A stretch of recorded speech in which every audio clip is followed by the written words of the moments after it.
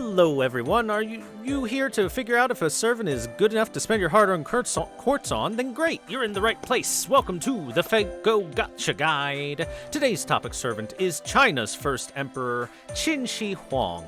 We will be covering all of the points you can see here on screen, so let's first jump into whether I think this servant is worth rolling for or not. In my personal opinion, QSH is a very strong servant and a good servant to roll for. They are a bit niche in their use. You're mostly going to use them for challenge quest style stuff, but they are boasting a ton of strength when it comes to doing challenge quests.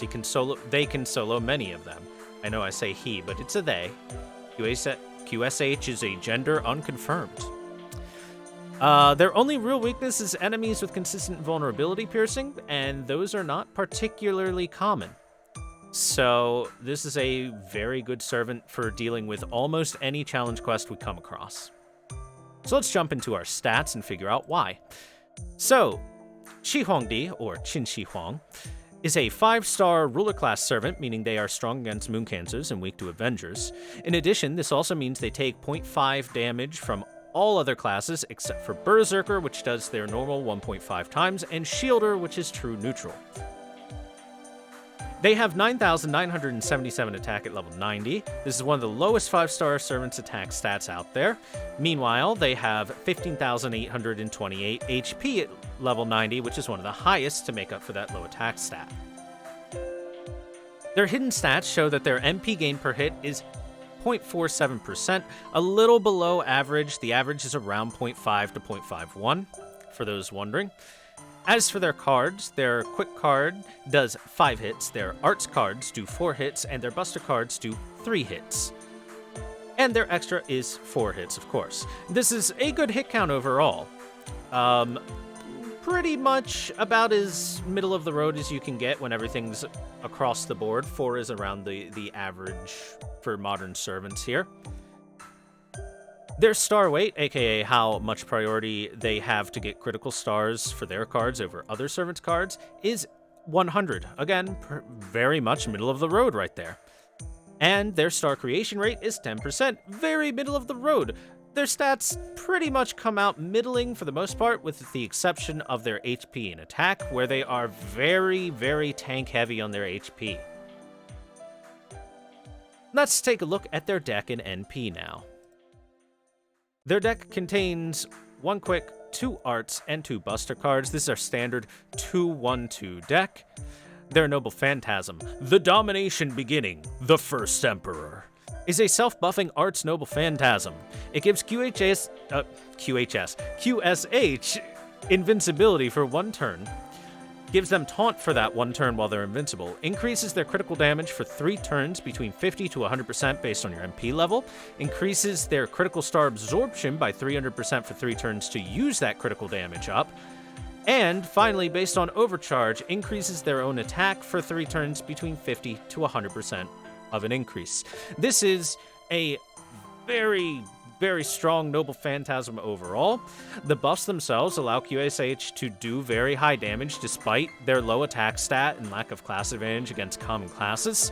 It being arts is important because it allows you to follow up with cards, and with crits will allow you to refill your MP charge very quickly, and it's possible to actually loop this NP just about every turn with some luck on where the stars go to your cards. And being invincible and drawing attention to enemies to you every single turn is extremely strong for your tank ability, for not just QSH themselves, but the entire team if you're running a full team with them. Now, let's go ahead and move on over to passives. Very simple. Magic Resistance B+, for 18% more debuff resistance. That's all. Not very exciting, to be perfectly honest with you. In fact, if anything, that's pretty weak.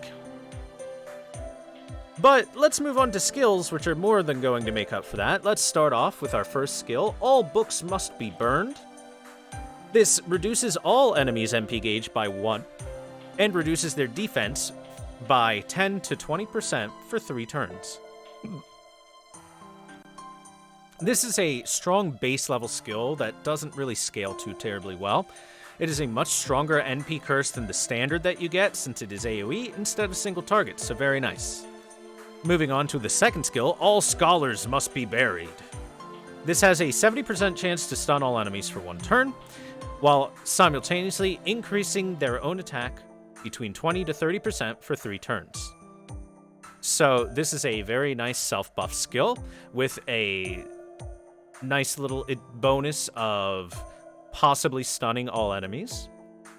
Again, it is better than your usual enemy stun skill in general because it is AoE as opposed to single target. And the attack up that it gives is pretty darn nice. It is a much better alternative to Monstrous Strength, which is usually a 1 or 2 turn version of this 30% or maybe sometimes more attack buff. And finally, with our third skill, Eternal Throne. This is the big boy one. This charges QSH's NP gauge between 30 to 50%, removes their debuffs, and recovers their HP between 1,000 and 3,000. This is a very, very strong skill and is what helps QSH become such an absolute monster at clearing challenges. The MP charge being 50% by itself would be strong. Removing debuffs helps a lot, especially if you are being hit with defense down or stacking curses or stacking burns or anything like that. Allows you to reset that, and the 3,000 health heal is actually... Usually I say heals aren't terribly good in Fate Go, but this is actually fine on him because he is a class that is very defensive in nature and takes half damage from most other classes in the game.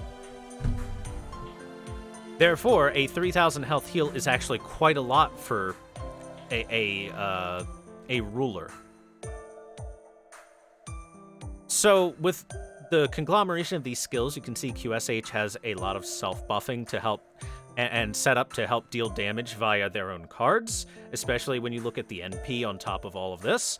QSH's kit really synergizes with itself pretty nicely and helps them become a very strong damage dealer in long-lasting fights, despite having a lower attack stat and they're not having the best class for being a damage dealer. So what materials do we need to level these skills? Well, fortunately for us, QSH being a ruler class means that in terms of material costs, they are kind of hand-waved in favor of gems. Gems take over a lot of the material costs instead. So if you're fine on gems, then there's very little to worry about. In total of materials, QSH is going to need 12 Ancient Bells of Tranquility and 20 Dawnlight Reactor Cores. These are both new materials from Lost Belt 3, so they maybe take a little bit to get, but it will not be long before several events are going to have these featured in their shops. So if you're patient, you'll get them through events. If not, you can farm the open nodes a little bit and get those relatively quickly. It'll take 36 bells and 60 reactor cores to max out QSH in terms of materials alone. Very low cost, all things considered. So how does QSH stack up against their competition? As a 5-star ruler, their main competitions are Jeanne d'Arc, Amakusa Shiro, and Sherlock Holmes.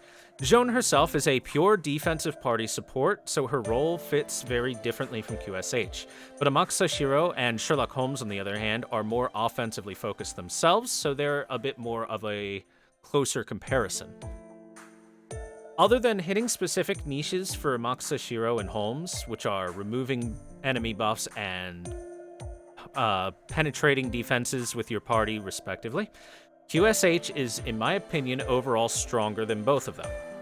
QSH does more damage overall than his competition, while simultaneously being tankier.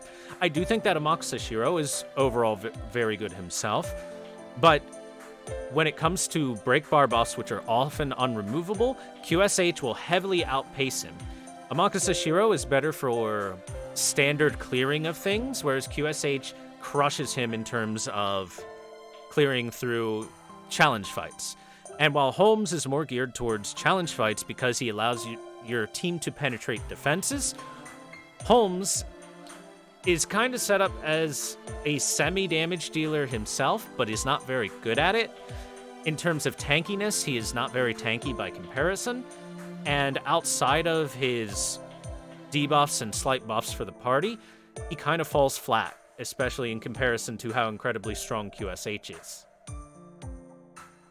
So, right here, QSH, I think, comes out on top out of all of these servants in general. So, if you decide to roll for Mothman yourself, then let's go ahead and look at how to prioritize skills. I would suggest leveling up the third skill first. It is an NP generation skill. It is a strong HP recovery that scales well. It is the best scaling skill that QSH has, so it is kind of a no-brainer in my opinion to focus on that first. Next, I would prioritize their second skill, as it is a personal attack damage buff. It doesn't scale the stun chance, which is unfortunate, but having that on a lower cooldown and being able to deal more damage and subsequently gain more NP back with using their cards is very high priority. And finally, the first skill last, as it doesn't scale very well, much like the second skill doesn't scale particularly well. And defense downs can be resisted, whereas attack ups cannot be resisted. So defense down in general is less important than attack up in most cases. That being said, all of their skills are overall good. Leveling them all is a good idea. Obviously, you want to max the first skill. Second skill, I'd say you probably want to get to a max, and the third skill doesn't necessarily need to be max, but it of course helps because most of what you're going to do is challenge fights, and having the lower cooldown is going to make that more spammable over the course of the fight. Now, craft essences to equip QSH with. Personally, while you can fast NP, I don't think it's particularly worth it. You want something for longevity, so let's look at the other CEs, shall we? QSH wants to crit often, use their NP often, so those are the top two things to focus on. Trick or Treatment is a fantastic CE for both of these things. It boasts a 25 or 30% at max limit broken NP generation up, and a 15 or 20% at max limit broken critical damage up, both of which QSH takes very high advantage of. Fragment of 2030 is a fine CE on them as well, because it provides 8 or 10 at max limit broken star regen per turn to fuel their attempts at critting each turn. And finally, Prismacosmos is also a fantastic choice, as it provides 8 or at max limit break 10% NP charge per turn to help them reach their MP and use it as often as possible. As for servants to group up with QSH, oh god, Hans, get out from under there. Get out from under there, Hans. He's hiding under Tamamo's boobs. Anyway, Waver is, of course, a fantastic choice. He is doing more than usual here because Waver's crit damage buffs work better for a crit-focused servant like QSH who really wants to hit those, along with Waver's normal attack up, defense up, and MP charge. Definitely makes him one of the better choices for supporting. Tamamo is also an extremely good servant for this. She is very good in challenge fights.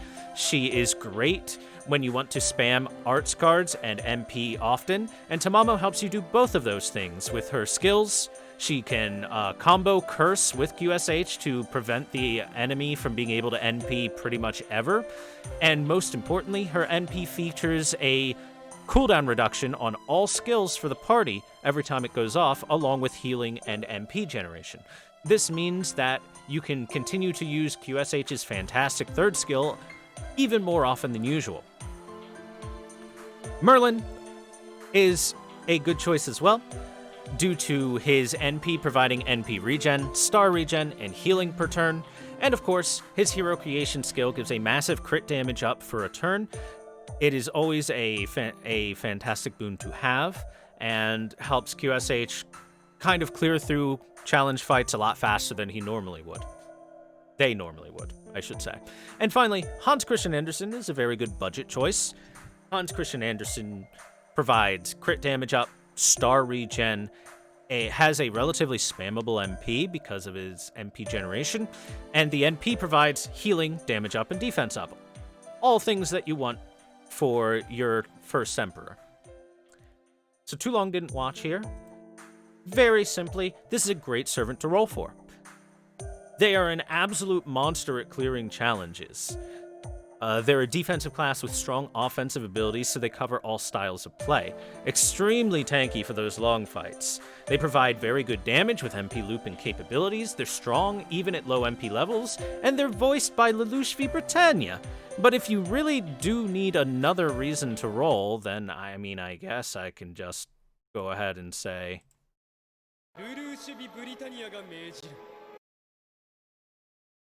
You are commanded to do so. I will now roll for QSH, and so will you! If you enjoyed this video, check out my Twitch channel, leave a like and all that. Thank you very much for watching, and I'll see you on the next Gacha Guide.